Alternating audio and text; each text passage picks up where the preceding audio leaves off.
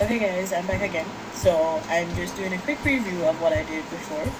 So my OPKs are up here. I did my CLOMID first cycle of CLOMID, and I started testing too early, and they gave me negative results.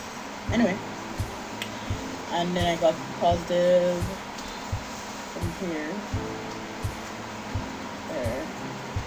there. Okay, so here's the trick now. After that I was on my 2 weeks wait. So during, I think it was like at 9 UPO, I tested with my pregnancy test, and it came back negative. Came out negative, right? So I said, okay, I'll wait for a while.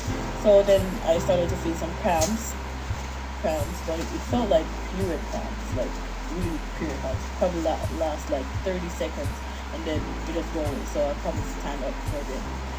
And I have sore breasts, just like when you're having your cycle, your menstrual cycle. So I didn't really think anything of it. But anyway, so I waited for a while, waited. I took it off my mind, waited. So I decided to test on the 20th. So what I did an OPK test first on the 20th, and it came out positive, which is these two. And if you look closely, here we go. If you look closely, you can see the test line. Both test lines are darker, even darker than my ovulation. So I was like, oh, why am I ovulating and I didn't have a period? Right? So I found that weird. So anyway, I only have one more test strips left. One more. So pregnancy test strip. So I decided that I'm going to test it. I was doubting because I've been getting negative from a long time. So I wasn't really like excited to test it. Sorry. So I went along and tested right after I did the second ovulation, and I got my small face and I tested. So, and I did it with a clear blue. And I got that small face.